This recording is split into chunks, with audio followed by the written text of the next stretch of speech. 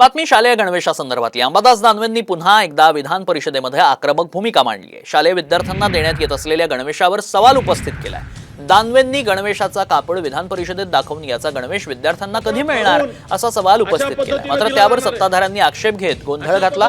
विधान परिषदेत बंदूक घेऊन आलो नाही असं उत्तर दानवेंनी दिलं। त्यानंतर सत्ताधारी आक्रमक झाले आणि त्यांनी दानवेंवर कारवाई करण्याची मागणी केली। मला असं वाटतं माझ्याकडे पुरी वस्तू आहे। मी काय रिव्हॉल्वर घेऊन आलो सभागृहात? मी काय रिव्हॉल्वर घेऊन आलो सभागृहामध्ये? मी काय सभागृहात रिव्हॉल्वर बंदूक नाही घेऊन आलो?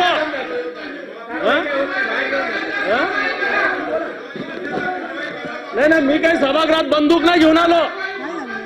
बाहेरची वस्तू सभागृहामध्ये आणताना चेअरची सन्मान्य सभापती महोदयांची परवानगी घ्यावी लागते। ती रितसर परवानगी सन्मान्य विरोधी पक्षनेत्याने घेतली आहे का? घेतली असेल तर आमचं काही म्हणणं नाही, घेतली नसेल तर नियमानुसार कारवाई करा। हे प्रदर्शन स्थळ नाहीये, हे विचार स्थळ आहे।